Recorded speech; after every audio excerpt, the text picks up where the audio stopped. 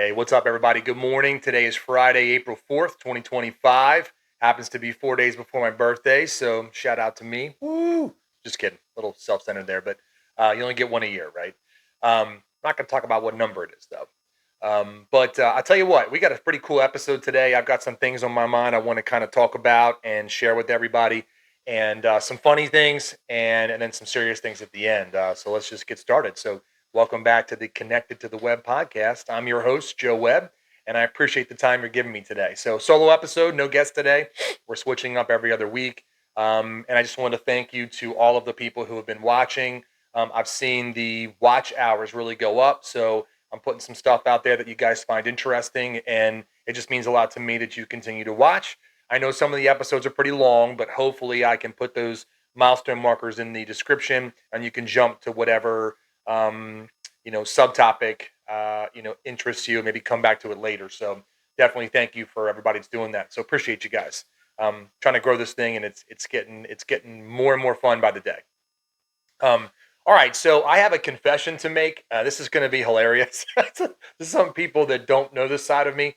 Ever since I was little, I have always been a very fast reader. No, I don't mean like speed read, like these funny videos where someone's like, but I mean like I just read fast. I can, if it's interesting enough and it captures my attention, I can read a 300 or 400 page book in a weekend. It takes time, but I just can't put it down. So, obviously a couple of hours there, but I read fast enough where the digital version of a book has really been great for me because it stops me from having to turn the page physically because I'm reading so fast. I do retain everything too. I'm a pretty comprehensive reader, and I really I love reading.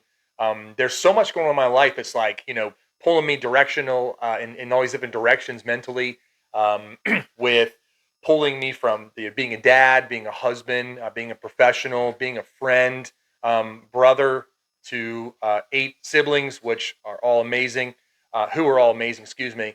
But all those different directions, it's nice for me to have a couple of healthy habits where I just check out. I enjoy fantasy style video games because they're not real. You just check out and go another place for an hour or two, and then you come back and enjoy, whatever life's giving you at that point. But reading is another way that I enjoy my free time. And ever since a kid, like I said, I read fast. So what that means is as you begin to find the genre or the type of author that you can appreciate and it captures your attention, you have um, tastes, right? And there's certain things that I love to read, and there's certain things I just don't like to read about. I do like reading a news article or learning about current events, but that nonfiction, I cannot sit down and read for 2 or 3 hours nonfiction. So it's got to be fiction based, fantasy style, things that are not actually real. I have enjoyed some Tom Clancy style books over my time, but they are, a lot of the story development and subplots just, it takes too long for me. I got to get into it, right? So anyway, so growing up, I always enjoyed the horror genre because there's usually hints dropped and foreshadowing from the very first chapter. Dean Koontz, Stephen King, love those guys. Anyway, as I get older and I've read virtually every book that a couple of my favorite authors have had, you begin to veer out. And over time, I realized that single books where one author releases one book, they're just not as exciting for me because I want to get immersed in the characters, and it takes me a book or two to kind of get really, really into it. So I started looking for books that had multiple volumes or in series. I won't bore you with the whole detail of my journey, but recently a friend of mine has given me some new ideas. And this is a great friend of mine. She's given me ideas for a very long time. She gave me the original Hunger Games and Divergent series, both of which became huge movies. She's a huge Harry Potter fan. You know who you are. Those are great too. I read those. I read the Game of Thrones books, which were fantastic. But I said, "Hey, I'm running out of stuff. I need to scratch this itch." And she said, "Well, I got some ideas for you, but they're going to be a little different. But they're in your fantasy genre." And I was like, "Okay, let's give it a shot." Enter in the Throne of Glass series and A Court of Thorns and Roses, by I think Sarah Moss, I believe it is. And oh Lord, what we are talking about are spicy books. These are for lack of a better word, almost like reading a story that becomes a soft porn episode in a few pages every couple chapters. So I'll tell you, it's just a funny thing. And I've seen a lot of memes, because Instagram and TikTok, they pick up your algorithm pretty quick. So I liked a couple posts about some people that read them and they're like, woo, got a little hot in here. And so now I'm getting a lot of those feeds in my algorithm in my social media accounts. But the, the first time you read a fantasy style novel, and then there is a sex scene, it throws you off, and my body temperature just went up, and not like in a arousal way, but like a holy guacamole, what am I reading? And at first, you just can't take your eyes off of the pages, and then all of a sudden, the description is just so vivid. There's nothing left for the imagination. The authors are really good at making sure whatever image or video you're creating in your head about the story that he or she is writing, that you have nothing left for the imagination. And oh my Lanza, it has been crazy. So inadvertently, I've been drawn to these books because the plot line is actually fantastic. And I love the idea of good versus evil. And a lot of these fantasy style novels, they play that out. So again, when I say fantasy, it's like non-human characters like vampires or werewolves or creatures other like that. Just their lives and the normality of whatever life they run. And then you put in real relationships, physical and emotional, and it gets crazy. So just want to throw a shout out to anybody that reads spicy books.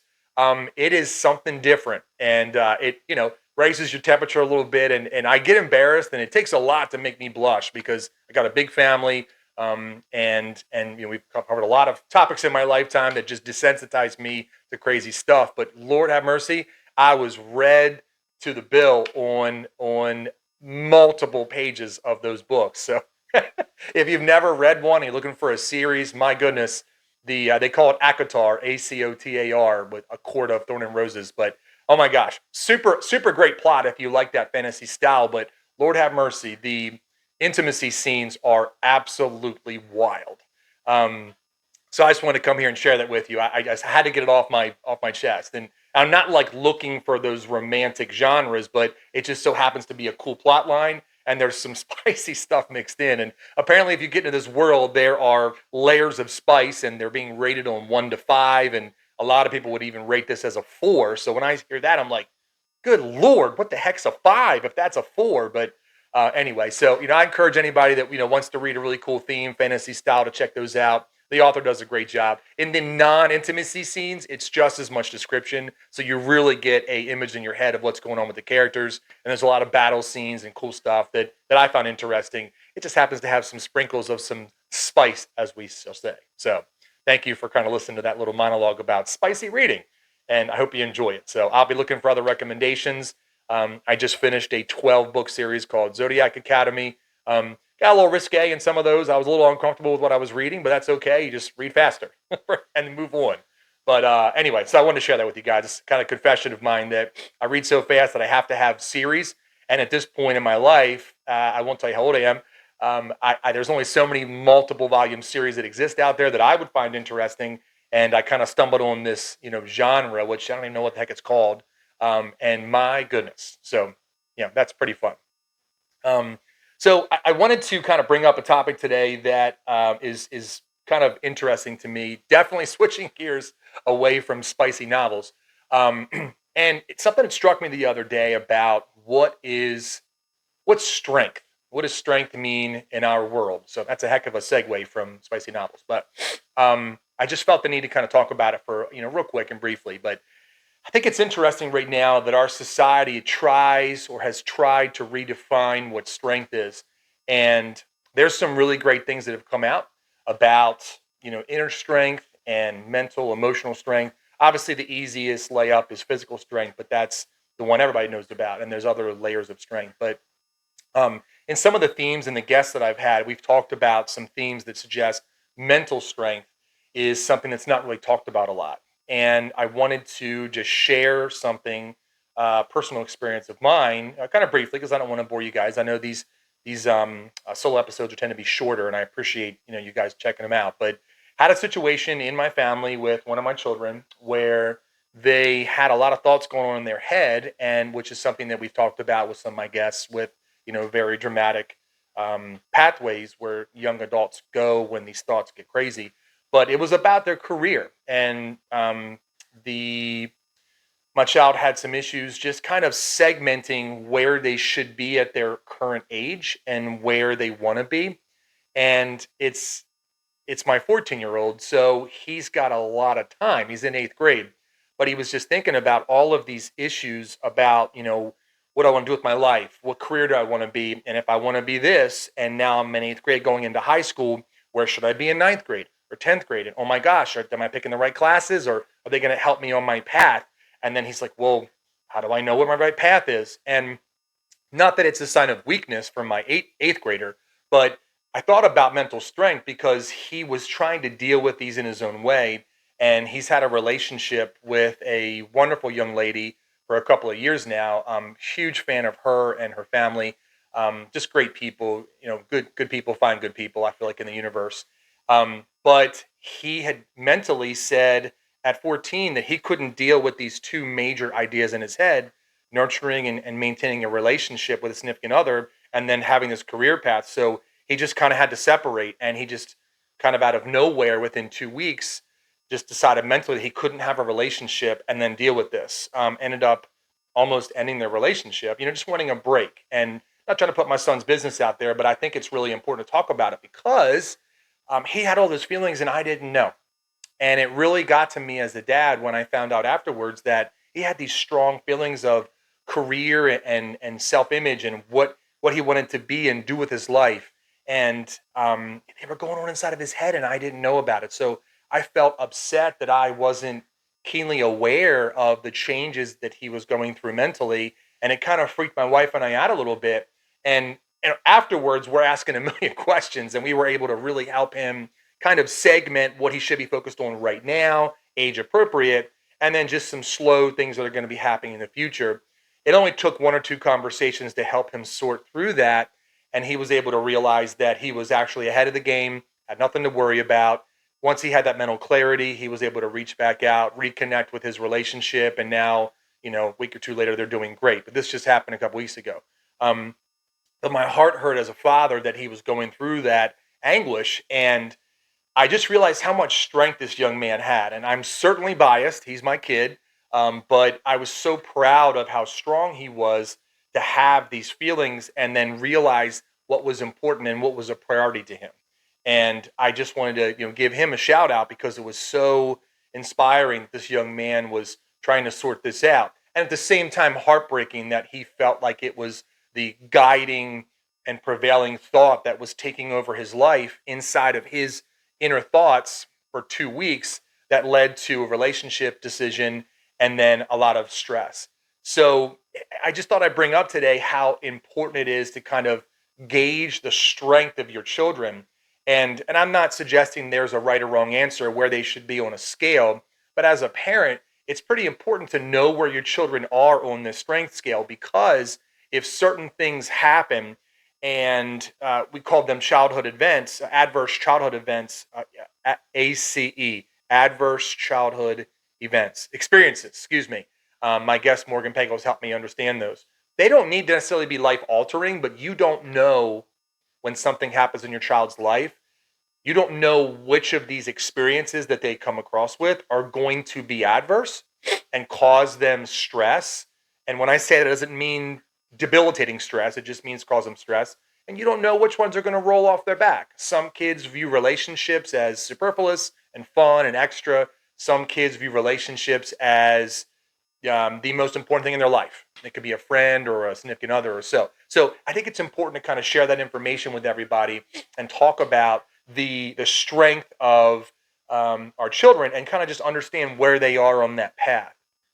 And what I found very interesting, and I mentioned this a couple weeks ago, that once you kind of have a mental radar for these things that exist in life, you tend to find them. It's really weird.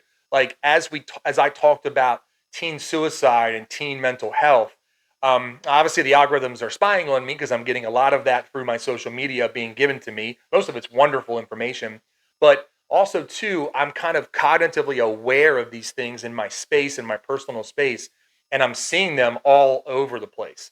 And one of the things that I thought interesting as I'm thinking about these thoughts, helping my son out with this issue, just trying to be a guide to other people that might need help. Um, there's a major song out in the country music world about suicide. And I don't even know if people realize that this song is out there, but Kane Brown and Jelly Roll have a collaboration called Haunted. And I just want to read you some of the lines and kind of talk about that. So one of the opening line is waking up in cold sweat, California king bed, got the diamond ring set, shoes that ain't released yet, Maserati sports car, singing songs everybody knows on my guitar. They say I'm a superstar. This is setting up the idea that this individual in this song has everything you think that would make them happy. And then here's where it gets crazy, and it's kind of chilling. But I still got this feeling in my bones, happens every time I'm alone. This is crazy. Part of me is feeling like a ghost. Whoa. The chorus reads, because I'm haunted by the voice in my head. I'm haunted by the taste of that lead, which implies self harm.